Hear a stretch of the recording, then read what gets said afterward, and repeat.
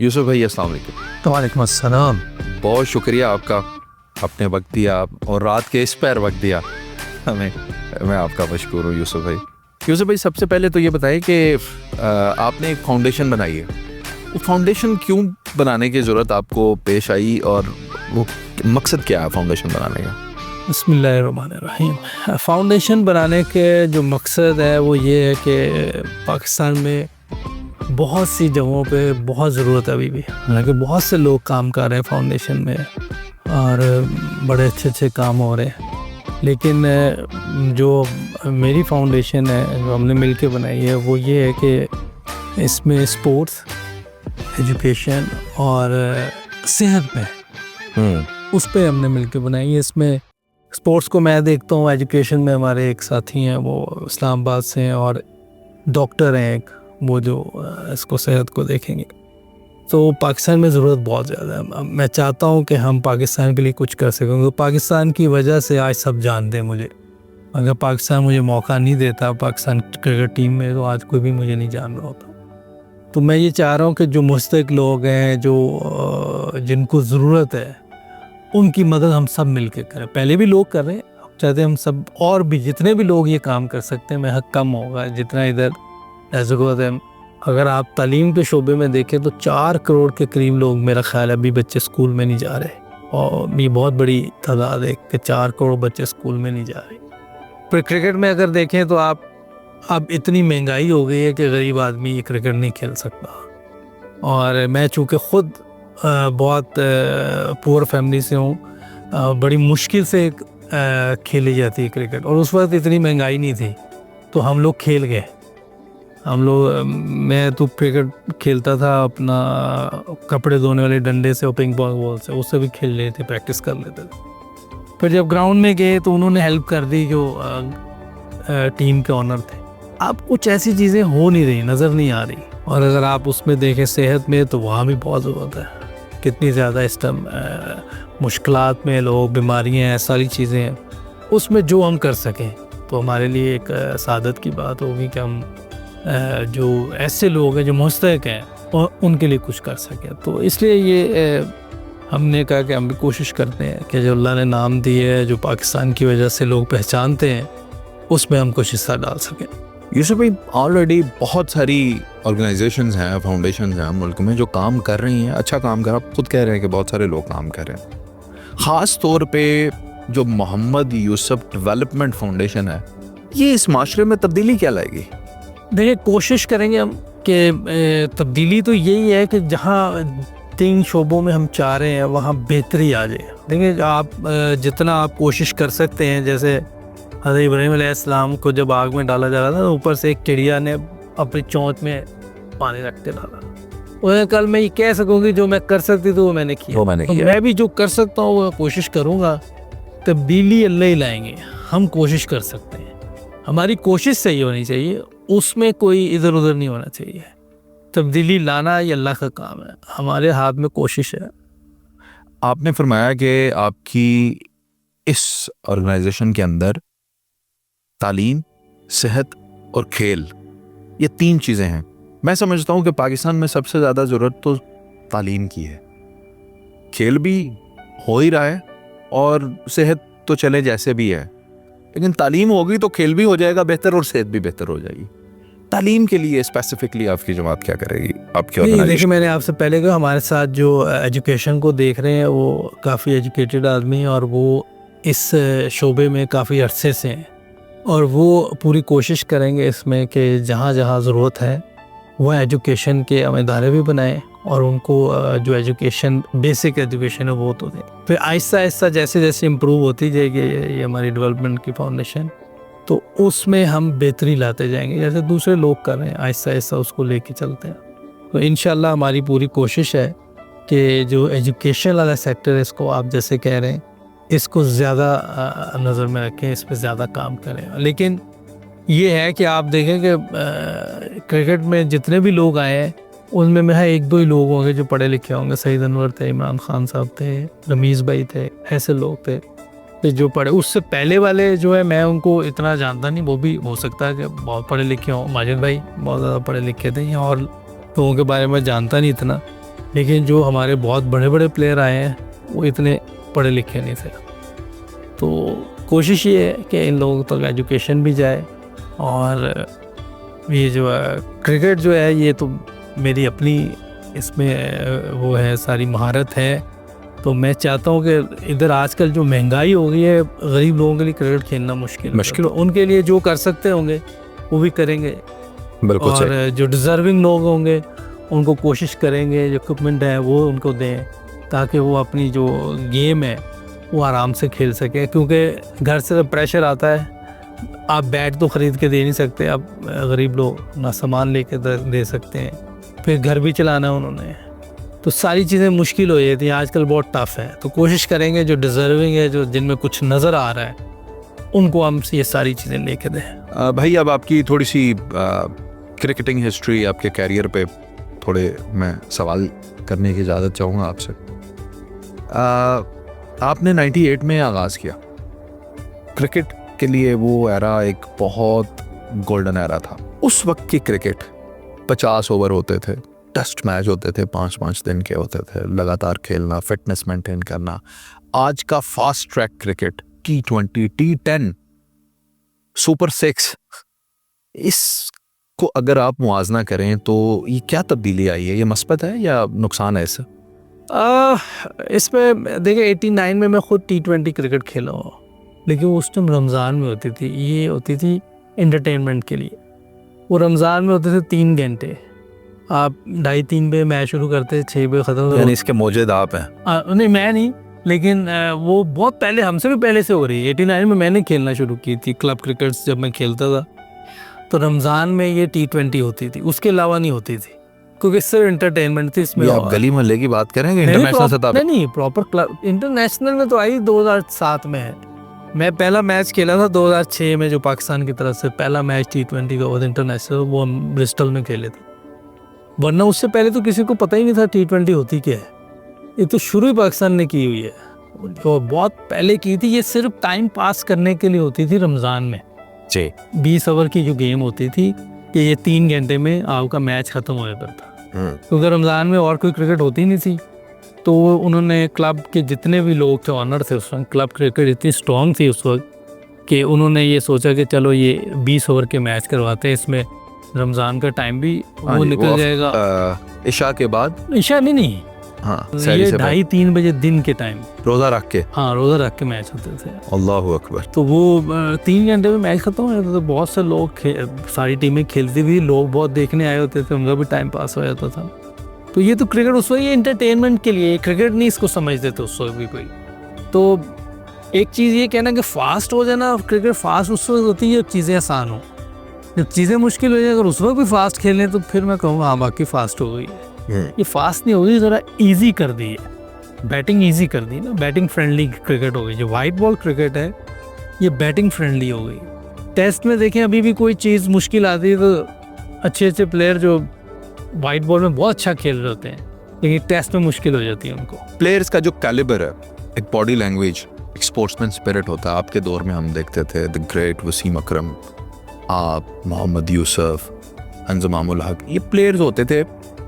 जब ये खेलते थे ऑन द पिच, ये नज़र आते थे, मैच ख़त्म, हमें नहीं पता होता था मोहम्मद यूसुफ साहब किधर है।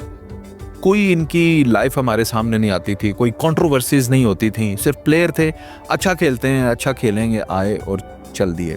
आज के दौर के अंदर जो प्लेयर्स हैं वो एज ए स्पोर्ट्समैन स्पिरिट अगर हम देखें उनके अंदर, तो वो चीज़ें नहीं नज़र आती जो आपके अंदर बर्दाश्त थी, जो आपके अंदर तरबियत थी, तहजीब थी। आजकल ये जो जिद्दत आई है, ये आप समझते हैं कि बोर्ड के अंदर मसला है, इंडिविजुअली चंद प्लेयर्स में मसला है, या बहैसियत कौम ही हम ऐसे हो गए? मेरा नहीं ख्याल कि अब इतना कुछ हो गया है, क्योंकि अब तो मैंने देखा है, तो मुझे आइडिया हुआ है कि जो सोशल मीडिया की वजह से ना, सब आजकल एक दूसरे को अच्छा दिखा रहे होते हैं। कुछ अगर कोई इंसिडेंट हुआ है कुछ लोगों की तरफ से, तो वो मेरा इंडिविजुअल कुछ हो सकता है, लेकिन ये जो आजकल सोशल मीडिया का दौर चला है ना, इसमें सब अच्छी बातें कर रहे होते हैं, सब बता रहे होते हैं। किसी के बारे में आप पूछ लोगे, बहुत बड़ा प्लेयर है, बहुत बड़ा बॉलर है, जो आप बात कर लें वो सारी ऐसे चल रही होती हैं। या कोई आप, क्योंकि सोशल मीडिया में आपने वो व्यूज़ लेने होते हैं या लोगों को वो करना होता है। मेरा ख्याल है कि अब इतना नहीं, हमारे दौर में ये चीज़ें थी नहीं। जी। उस टाइम तो ग्राउंड में गाली गलौज भी बहुत चलता था। अच्छा। अंपायरिंग में वो जो आईसीसी की तरफ से भी इतनी वो सख्त चीज़ें नहीं थी। नहीं, कौन आपस में गालियां देते हैं? मुखालिफिन को? मुखालिफ टीम, ऑस्ट्रेलियन टीम सबसे ज़्यादा देती थी अच्छा। गालियाँ। तो वो हमारी गालियां उन्हें समझ आती थी? ये भी देते थे। तो इतनी गालियाँ तो इंग्लिश में भी दे सकते हैं, वो तो कोई मकसद। हमारे यहाँ प्रॉब्लम आपके दौर में आपको सबसे ज्यादा हमारी टीम से गालियां कौन देता था? मुखालिफिन? बॉलर्स तो देते थे, बॉलर्स देते थे। बॉलर सारे ही? वसीम भाई भी कह देते थे कुछ, वकार तो भाई। बॉलिंग में जो गुस्से में तो चीजें होती हैं, बॉलर में गुस्सा ना हो तो बॉलर किस चीज का है? हाँ जी। बैट्समैन ठंडा ना हो तो बैट्समैन किस बात का है? बैट्समैन को जरा आराम से चलना पड़ता है, बॉलर को जितना गुस्से वाला होगा उतना चलेगा। तो यूसुफ भाई, आपने नहीं कभी सोचा कि इस बॉलर ने, जैसे आप कह रहे हैं कि ऑस्ट्रेलिया के बॉलर या ऑस्ट्रेलिया के प्लेयर्स गालियां देते थे, उसने आपको कुछ बुरा भला कहा हो तो आपको जहन में आया हो कि यार इसको तो मैं मजा चखाऊं, और फिर कोई अगली बॉल पर चौका, कोई छक्का, कुछ ऐसा कोई वाकया याद आता है? अच्छा, अगर ऐसे करने जाए ना, आउट होने के चांसेस ज़्यादा होते हैं, गुस्से में गलती हो जाती है। होती तो है। तो ये था कि आप रन्स करें और उसके बाद जब वो बैटिंग करने आएगा फिर देख लेंगे। तो आपने कभी जवाब ही करवाया? नहीं, हो जाता है बाज, ये नहीं कि कभी कभार, हर वक्त नहीं। वो कोई याद आ रहा है कि कोई इंसिडेंट? कभी हो जाता है बाज का। तो आपने छक्के से जवाब दिया या चौके से, या आप?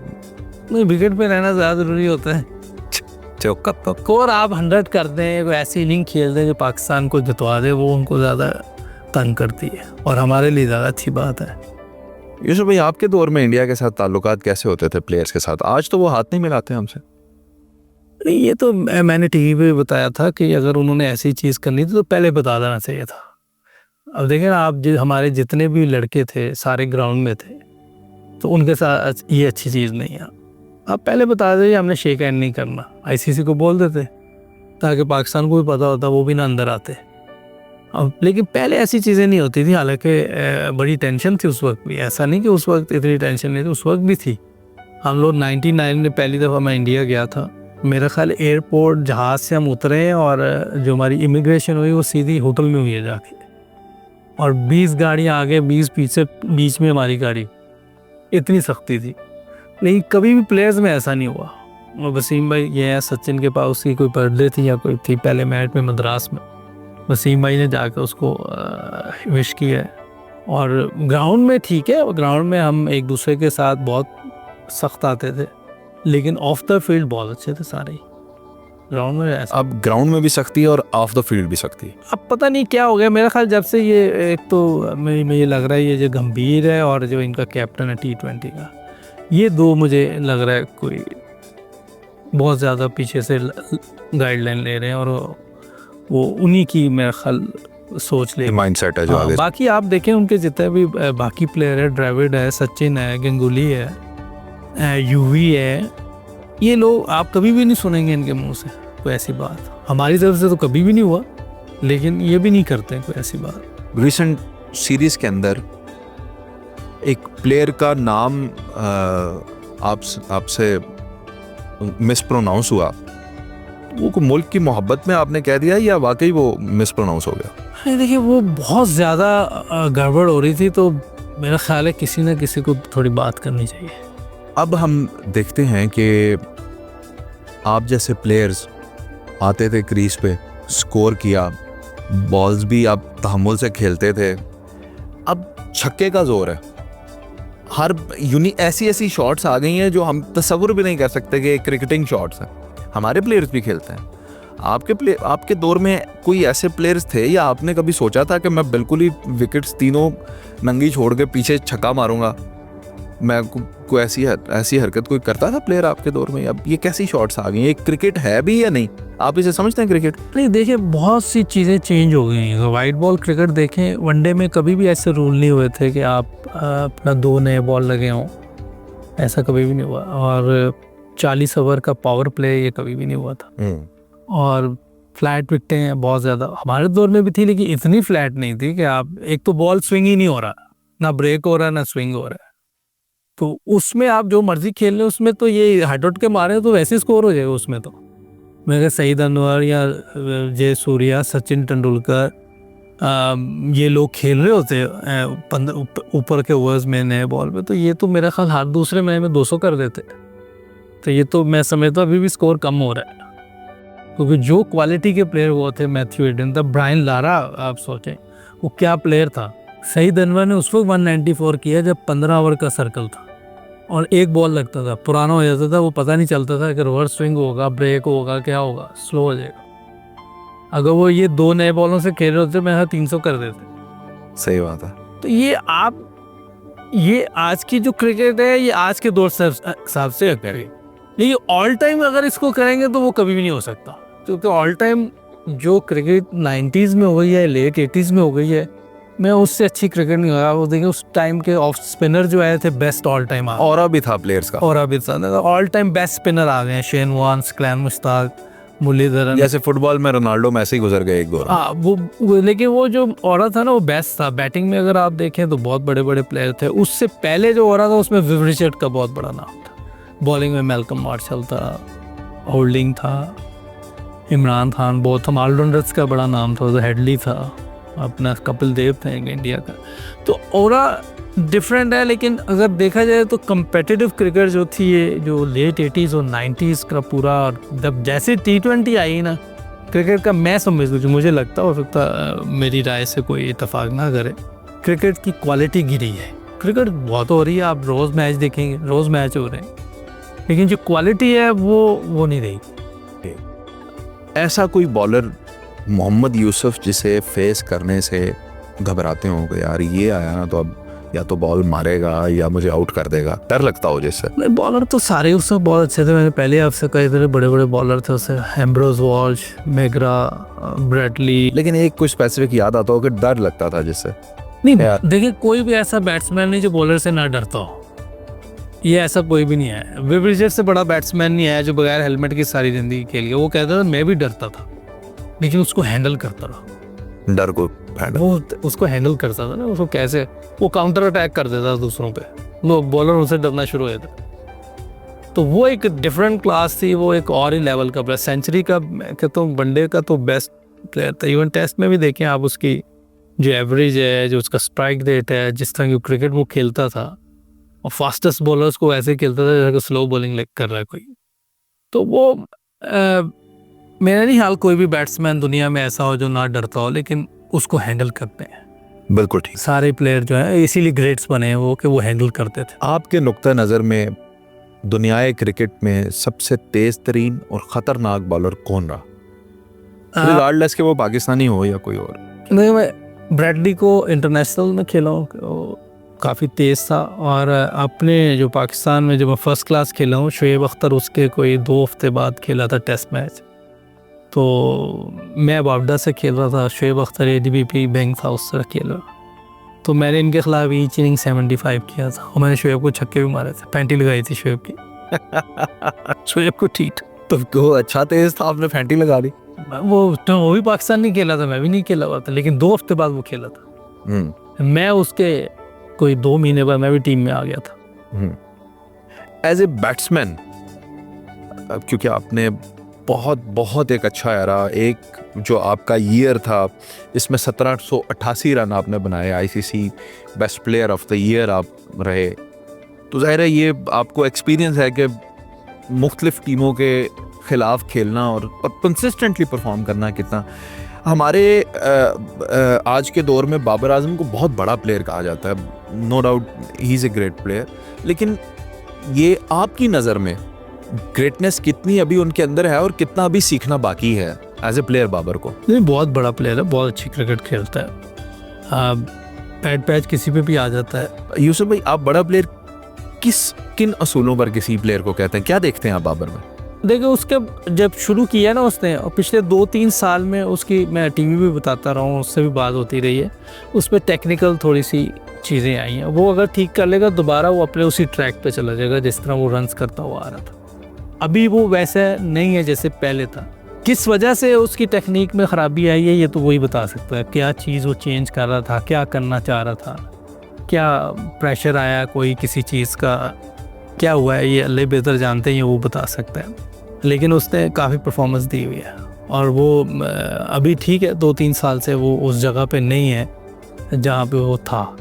तो अल्लाह करे कि वो वापस अपनी चीज़ें ठीक करे और वैसे ही खेले, क्योंकि वो अच्छा खेलेगा तो पाकिस्तान का फ़ायदा होगा। यूसुफ भाई 1998 में आगाज़ किया, 2006 में आके एकदम बूम आता है, इसकी क्या वजह? हाँ, कितने साल लगे? 8 साल ही हुए तकरीबन। ये बिल्कुल सही आपने पूछा कि इसमें क्या हुआ एक काम। मैं वही था, मेरी ऑलमोस्ट प्रैक्टिस भी वही थी जो मैं उससे पहले कर रहा था। कोई प्रैक्टिस में, कोई ट्रेनिंग में कोई ऐसी चेंज नहीं आई थी। ना सिर्फ एक चेंज आई थी, वो जो कि उस पर मैं अल्लाह का शुक्र अदा करता हूँ, अल्लाह का एहसान है कि एक तो कलमे पढ़ा था मैंने, ऐलान किया था इस्लाम, 5 वक्त की नमाज का एहतमाम करना शुरू किया था, पढ़ना शुरू की थी। 2005 तमाम में। तो ज़रा टफ कर वजह पढ़ना शुरू की थी, वो मैं 5 वक्त की नमाज पढ़ रहा था और दाढ़ी रखी थी। हाँ, ये 2-3 चीज़ें हुई थी। कलमा पढ़ लिया, उसके बाद ये चीज़ें होनी थी। कलमे के बाद ये नमाज है, सुन्नत है। नबी की नकल करना भी उसके बाद ही है। तो ये 2-3 चीज़ें की थी और ये जो है ना अल्लाह के लिए की है। ये कोई दुनियावी चीज़ें, इसमें दुनियावी फ़ायदा अल्लाह ने दे दिया झूंगे के तौर पे। ये मैं समझता एक झूंगा है जो अल्लाह ने ये कराया, क्योंकि जिस प्लेयर का रिकॉर्ड तोड़ा था मैंने, अल्लाह ने तोड़वाया था, उस प्लेयर के तो मैं करीब भी नहीं आ सकता। वो ऐसा प्लेयर है सर विवरिचल, तो वो अल्लाह ने करवा दिया, मैंने नहीं किया। क्योंकि वो तो ऐसा प्लेयर है कि मेरा ख्याल है कि कोई 3000 रन भी कर दे तो फिर भी टॉप पे उसी नहीं रहना है एक साल में। जो उसके रिकॉर्ड हैं, जो जिस तरह वो खेलता था, वो एक और लेवल था। अल्लाह ने मेरे से छोटे से बंदे से एक ऐसा रिकॉर्ड बनवा दिया जो अभी तक कायम है वैसे। और 1788। हाँ, अभी तक कायम है और 900 थे एक साल में, ये भी वर्ल्ड रिकॉर्ड है 11 मैचों में। तो ये दोनों रिकॉर्ड जो है, ये मैं समझता हूँ कि अल्लाह ने एक इनाम झूंगा जिसे कहते हैं वो दिया। मैं उसके बाद 0 पे भी आउट हुआ, बहुत बुरा भी खेला हूँ, बहुत सी चीज़ें हुई उसके बाद। तो ये सारी चीज़ें जो हैं, ये जो मैंने इस्लाम कबूल किया, दाढ़ी रखी, नमाज पढ़ी, ये अल्लाह के लिए, ना दिखाने के लिए और ना दुनिया की किसी चीज़ के लिए। दुनिया तो अल्लाह ने पहले भी दी हुई थी। दुनिया का वादा अल्लाह ने जो है, जिसको कहते हैं कि ये किस्मत से है, आखरत का वादा मेहनत से है। तो वो आपको आखरत के लिए आपको मेहनत करनी पड़ेगी। वो अल्लाह के हुक्म है, नबी के तरीके हैं, और उसमें अल्लाह किसी को दुनिया भी दे देते हैं साथ में, कोई मसला नहीं अल्लाह के। यूसुफ भाई, ये जो फैसला था आपका इस्लाम में आने का, जिस पर कौम को आप पर फख्र भी है, ये क्रिकेट टीम में आने के बाद था? कोई इंस्पायरेशन थी, अल्लाह ताला की तरफ से हिदायत थी, कोई दोस्त अहबाब ऐसे थे? ये कैसे मुमकिन हुआ? नहीं, होता तो अल्लाह की तरफ से, हिदायत अल्लाह की तरफ से, लेकिन जरिया कोई बनता है। जैसे जितने भी बाद में सहाबा बने, वो सब बाद में मुसलमान हुए, उनका जरिया आप सल्लल्लाहु अलैहि वसल्लम बने, लेकिन हिदायत अल्लाह की तरफ से थी, हिदायत अल्लाह ने दी है। तो हिदायत अल्लाह ने मुझे दी है, लेकिन जरिया सईद अनवर और उनकी फैमिली बनी। क्योंकि सईद भाई का जो छोटा भाई जावेद अनवर मेरा कॉलेज का दोस्त था। 35 ईयर्स हो गए हमारी दोस्ती, अभी तक चल रही, अल्लाह का शुक्र है। और 1990 में हम दोनों FC कॉलेज में हमारा दाखिला हुआ था गेम बेस पे। तो उस वक्त से मेरा उनके घर आना जाना है। तो माशाल्लाह बहुत ज़बरदस्त फैमिली है, और उनके वालिद साहब ने मुझे अपना तीसरा बेटे बनाया हुआ था। मेरा घर आना जाना ऐसे था उनके साथ, तो अभी भी हमारा ऐसे ही ताल्लुक़ है उनके साथ। तो वो सईद भाई जब चेंज हुए, तो सईद भाई की ज़िंदगी में, जब मुसलमान तो शुरू से ही हैं, पैदाइशी मुसलमान, लेकिन ये सुन्नत ज़िंदगी आई, तो फिर मुझे एहसास हुआ, और उन्होंने भी मेरे से बात की कि आप ये दुआ किया करो अल्लाह से। वो दुआ भी पढ़ी मैंने, और उनसे मैं काफ़ी चीज़ें बैठता था, उनसे पूछता था, अभी वो भी मेरे से बात करते थे। फिर अल्लाह ने एक दिन ऐसा कुछ किया कि मैंने फिर कलमा पढ़ लिया। वो लंबी एक स्टोरी है, लंबी चीज़ है। अच्छा, सईद भाई से ही पढ़ा? हाँ, सईद भाई। फिर सईद भाई का एक और बड़ा एहसान, वो मुझे रायवन ले गया। ये बहुत बड़ा एहसान, ये कलमा तो जो मिला वो सबसे बड़ा एहसान तो वो है कि अल्लाह के ख़जानों में सबसे बड़ी नेमत कलमे। लेकिन कलमा पढ़ने के बाद अगर आपका सही जगह ना जाए तो वो भी फिर प्रॉब्लम हो जाती है। तो वो मुझे मौलवी फ़हीम साहब रहमतुल्लाह अलैह के पास ले गए।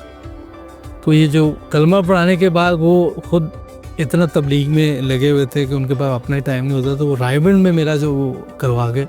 तो मौलवी फ़हीम साहब ने जो फिर सारी कोशिश की है हमें इस तरफ जो इस्लाम में जो अभी तक चल रहे हैं, ये मौलवी फ़हीम साहब की है। कोई गलती होती तो हमारी अपनी है, लेकिन मौलवी फ़हीम साहब ने जो हमारे लिए किया है वो अल्लाह पाक उनको दुनिया आखिरत में अजर दे, और आज अल्लाह पाक उनको जन्नत फ़िरदौस में जगह था आला मकाम देना। आमीन आमीन। यूसुफ भाई 39 सेंचुरीज, क्वाइट ए नंबर। इसमें सबसे क्रूशल, योर मोस्ट फेवरेट और अगेंस्ट विच टीम? 39 में अब कौन सी हम कह सकते हैं अच्छी है, जिसमें मैच जीत जाए वही अच्छी है। एक तो मुझे याद है कि एशिया कप हम पहली बार जीते थे, उससे पहले कभी एशिया कप नहीं जीते हम। ये सन 2000 की बात है, बांग्लादेश में हुआ था, तो उसमें मैन ऑफ द सीरीज़ भी था, 2 या 3 मैचेस में मैन ऑफ द मैच भी था। हमारा मैच इंडिया से था, तो हमारे 60 या 70 पे 4 आउट हो गए थे, तो वहाँ मैंने 100 किया था। वो मैच हम जीते थे, उसमें मैन ऑफ द मैच भी था मैं। वो है टेस्ट क्रिकेट में बहुत से 100 ऐसे हैं, जैसे मैंने लॉर्ड्स में एक डबल 100 किया था, उसमें हम मैं ड्रॉ करने में कामयाब हुए थे। वो 550 रन हमने किए हुए थे, हमारे उसमें भी 60 पे 4 आउट हो गए थे। तो फिर इस तरह अल्लाह ने बहुत सी इनिंग्स है, लेकिन जो थोड़ी सी ज़्यादा जिसको कहते हैं कि कोई एक दो ऐसी इनिंग्स याद होती हैं। फिर न्यूजीलैंड में हम वेलिंगटन में टेस्ट मैच जीते, तो ईच इनिंग मैंने 70-80 किया था।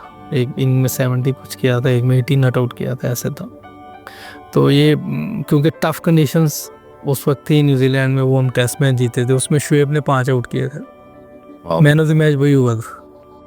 अच्छा यूसुफ भाई, बॉल टेम्परिंग भी चलती है आपके दौर में तो ज़्यादा ही थी, बॉल बहुत ज़्यादा खुरे देते थे, वो पता नहीं क्या क्या करते थे। तो ये आपने भी कभी किया है कि बॉल को कुछ ऐसा टेम्पर करे कि बॉलर को एडवांटेज मिले? फील्डिंग के दौरान हाथ में आ गया बॉल तो ज़रा। अच्छा, ये 94-5 के बाद में सारी दुनिया की टीमों को आ गया था ये करना। पहले किसने शुरू किया था? पहले पाकिस्तान ने शुरू किया। मैं खैर इसके जो सुनने में आया, मौजूद जो है वो सरफराज नवाज साहब हैं, उन्होंने फिर सबको बताया। आगे फिर चलती गई। अब तो फर्स्ट क्लास में हर बंदा ही कर लेता है, और टेप बॉल में भी कर लेते हैं। टेप बॉल में थोड़ी टेप को आप वो इतनी सी उतार दें तो स्विंग होना शुरू हो जाए। वो वेट डिस्पैलेंस, हाँ, वो आपको कोई मुश्किल काम नहीं उसमें स्विंग करना। और इसीलिए इन्होंने 2 नए बॉल निकाले कि ये रिवर्स स्विंग वाला चक्कर है, ये ख़त्म हो जाए। इसीलिए रन्स बहुत ज़्यादा बनते हैं, इसीलिए आपको डबल 100 नज़र आता वनडे में, और इसीलिए आपको 400-500 रन नज़र आ रहे होते। अगर ये अभी आप दोबारा वही पुराने रूल्स ले आए तो मेरा 250-300 से ज़्यादा ना करे कोई टीम। अच्छा यूसुफ भाई, मैन ऑफ द मैच होते हुए सबसे बड़ा इनाम क्या मिला? वो प्राइज़ की अमाउंट क्या थी, या वो चीज़ थी कोई?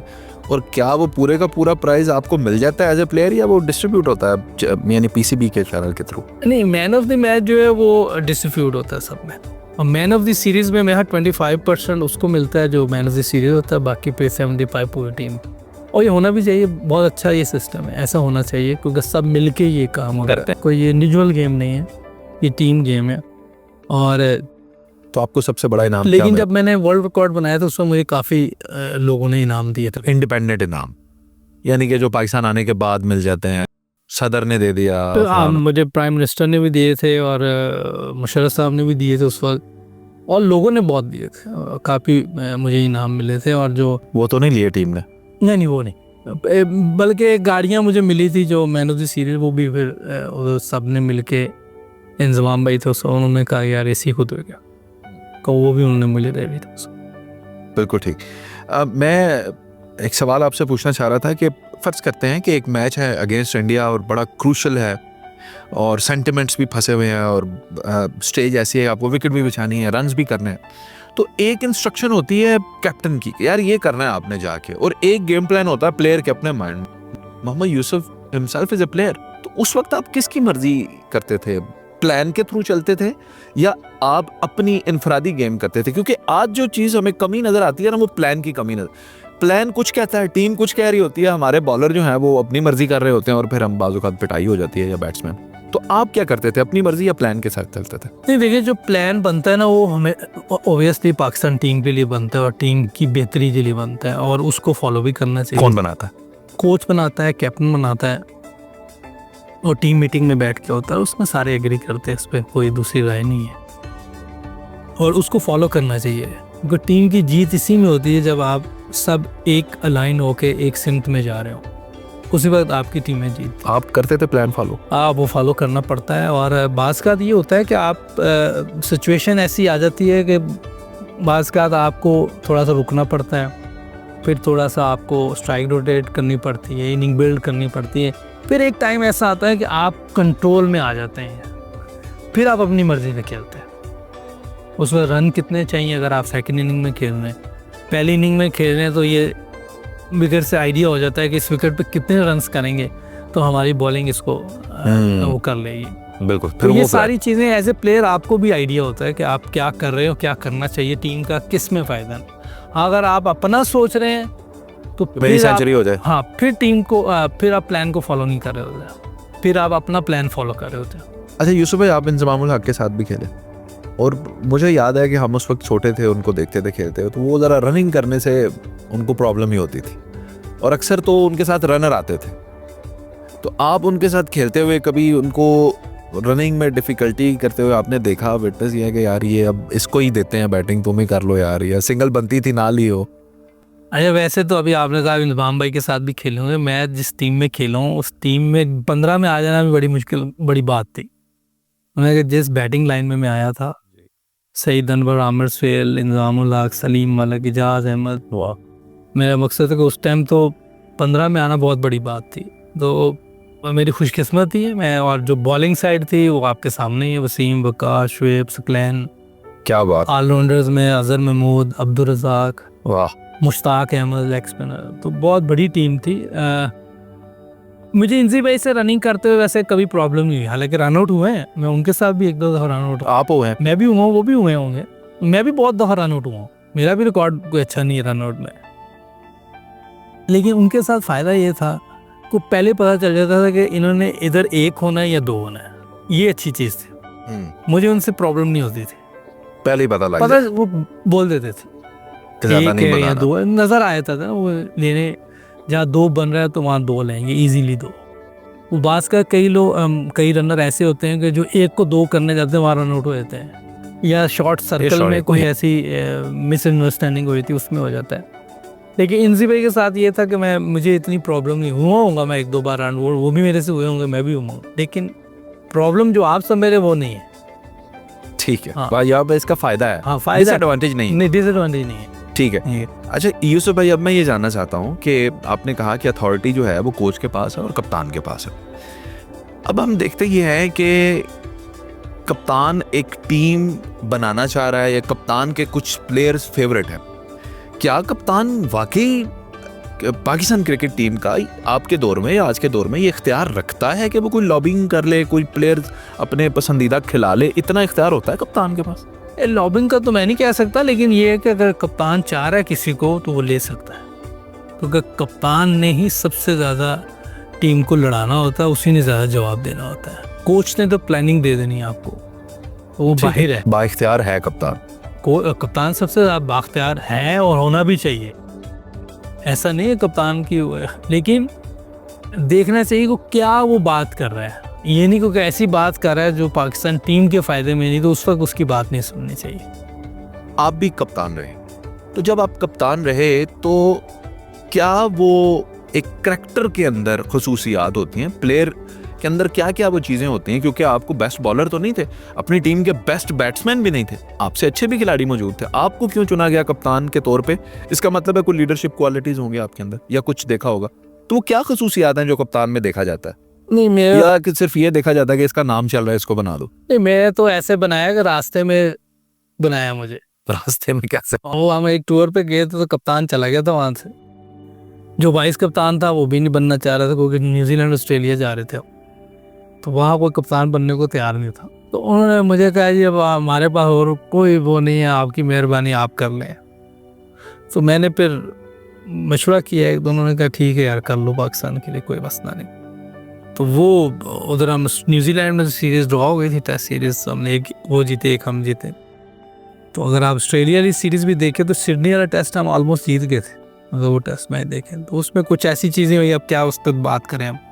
लेकिन ये है कि वो उसके बाद उन्होंने जो है मुझे कप्तानी से आगे उतार दिया, हालांकि कभी भी ऑस्ट्रेलिया में जीते नहीं हम, तो उन्होंने मुझे आगे उतार दिया जैसे पहले सारी सीरीज़ जीतते हुए आए थे। Mohammad Yousuf as a coach भी एकेडमीज में भी परफॉर्म करते हैं, कोचिंग भी देते हैं।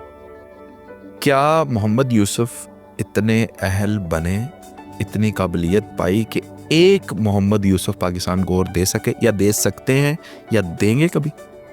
नहीं, ये तो अल्लाह को ही पता है किस में कितने अल्लाह किसी को क्या टैलेंट एबिलिटी देता है।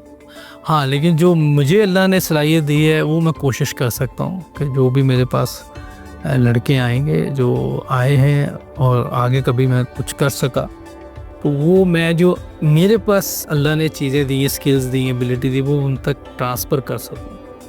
आगे लेना कैसे, खेलना कैसे, ये उस लड़के का काम है। आप अगर ये होता तो जवेद मियां के सारे बच्चे बहुत अच्छे बैट्समैन बन जाते हैं, वसीम भाई के सारे बेटे अच्छे बॉलर बन जाते, ऐसे सचिन तेंदुलकर का बेटा सबसे अच्छा बैट्समैन होता। अगर ये है खेल रहा है, अभी तक उनकी इंडियन टीम में नहीं आया। हाँ जी। और देखें कितने लड़के आ रहे हैं, वो जो जसवाल है वो कितनी पुअर फैमिली से है, उसको कुछ तो शायद मेरिट सिस्टम बेहतर होगा। वो देखें, जब आप बगैर मेरिट के कोई आ भी जाएगा ना इंटरनेशनल टीम में तो वो नज़र आ जाएगा, बाहर हो जाएगा। फिर हमें तो हर दौर में कुछ ना कुछ नज़र आता ही रहता। कहते इतना नहीं था, अब कुछ ना कुछ हो जाता है। अब क्योंकि अब मसला ये, मैंने पहले का क्वालिटी बहुत गिर गई है, उसमें क्या कह सकते हैं। अब बहरहाल ये है कि हम कोशिश कर सकते हैं कि जो अल्लाह ने हमें सलाहियत दी है वो हम दूसरों तक ईमानदारी से पहुंचाएं। हर दौर के अंदर जब हम देखते हैं कि एक chairman PCB, Pakistan cricket board के चेयरमैन, इंतज़ामी अमूर जिन्होंने संभालने हैं, वो शख्सियत या तो नीम क्रिकेटर या बिल्कुल ही क्रिकेट से कोई आशनाई नहीं होती। तो मैं ये समझना ये चाहता हूँ, जेन्युइनली ये समझना चाहता हूँ कि इस वक्त भी जो हमारे पाकिस्तान क्रिकेट बोर्ड के चेयरमैन हैं या माजी में जो लोग रहे हैं, अगर वो पॉलिटिकल बैकग्राउंड से होते हैं तो क्यों ज़रूरी है एक पॉलिटिकल पर्सनैलिटी का क्रिकेट को चलाना? उसके लिए कोई स्पॉन्सर्स का इशू होता है, कोई मैनेजमेंट, कोई बाहर अफेयर्स, इंटरनेशनल अफेयर्स का कोई मसले होते हैं, क्यों ज़रूरी होता है? कोई एक क्रिकेटर जैसे आप हैं जिसने पूरी ज़िंदगी क्रिकेट को दी है, क्या वो नहीं बेहतर चला सकता? अच्छा, ये मुझे इतना आइडिया नहीं है, लेकिन ये मुझे लग रहा है कि मैनेजमेंट की सीट है वो और ये आना उसने यहाँ इस सीट पे, क्योंकि बड़ी हॉट सीट है, बहुत बड़ी सीट है, ये वही आएगा जो बहुत ज़्यादा करीब होंगे ऊपर के लेवल पे। क्रिकेटर भी तो अक्सर सियासी जमातों के करीब होते हैं। अगर कोई होगा तो वो आ सकता है, जैसे वहाब रियाज साहब आ गए थे किसी ओहदे पे, ये ओहदे पे आ सकते हैं ना, लेकिन वो जो सीट है वो बहुत बड़ी सीट है। लेकिन वैसे मेरी अपनी एक ज़ाती राय है, हो सकता किसी को सही लगे या नहीं, हमारे जितने भी बड़े प्लेयर हैं, लेजेंड की बात है, जो ग्रेट प्लेयर हैं, प्लेयर तो बहुत हैं, लेकिन जो गिने चुने ग्रेट प्लेयर हैं, अगर हम उसमें, मैं भी टीवी पे बैठा होता हूँ, इसीलिए मैंने 4 साल काम करके तो अब मैंने रिज़ाइन किया था कि मैं पहले ये बात करता था, तो जब मुझे ऑफ़र हुई तो मैंने वो काम करके 4 साल फिर रिज़ाइन किया है। इसी तरह मैं चाहता हूँ कि जितने दूसरे हमारे बड़े प्लेयर हैं वो टीवी पे बैठ के जितनी सजेशन दे रहे हैं उसका इतना फ़ायदा नहीं होगा जितना वो आकर लोअर लेवल पे आके काम करें, ताकि वो जो उनको अल्लाह ने सलाहियत दी है वो हमारे अंडर 17, अंडर 19 बच्चों तक वो दें, ताकि वहाँ से उनकी बेस बने और जब तक वो पाकिस्तान टीम में आएंगे वो एक बहुत ज़बरदस्त प्लेयर बन गए होंगे। अगर वो कोई बॉलर है तो आकर बॉलर्स के साथ काम कर ले, बैट्समैन है तो बैटर्स के साथ काम कर ले। तो मेरा ख्याल है कि उस सीट्स की बजाय हम इस जगह पे आकर काम करें, क्योंकि हर बंदा चेयरमैन बनना चाहता है, हर बंदा हेड कोच बनना चाहता है। नहीं, पाकिस्तान का अगर फ़ायदा देखना है तो नीचे आके काम करें, फिर फ़ायदा है पाकिस्तान का। ये बड़ी सीट तो सब चाहते हैं, कौन नहीं चाहता बड़ी सीट मिल जाए, लेकिन जो असल फ़ायदा होगा पाकिस्तान का, जो हम टीवी पे बैठ के हम बता रहे होते हैं कि हम पाकिस्तान के लिए बहुत कुछ करना चाहते हैं, कोई कहता है जी मैं ये कर दूँगा, कोई मैं वो कर दूँगा। भाई करने के लिए आपको आना पड़ेगा, अपना ग्रास रूट लेवल पे काम करना पड़ेगा, बातों से नहीं होगा ये काम। यूसुफ भाई, आपका बहुत शुक्रिया, आपने बहुत ही कीमती वक्त दिया और मैं समझता हूँ कि ये एक मेरे लिए तो ये एक गोल्डन पॉडकास्ट है जिसमें मैंने आपकी ज़िंदगी के वो एक्सपीरियंसेस सुने, आपसे सीखा बहुत कुछ।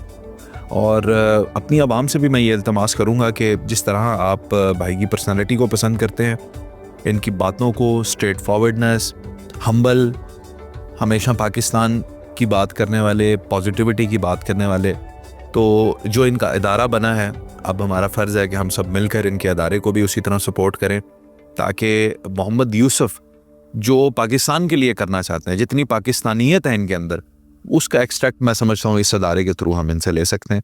अल्लाह आप सबका हामी व नाज़िर हो। भाई बहुत शुक्रिया आपका, थैंक यू।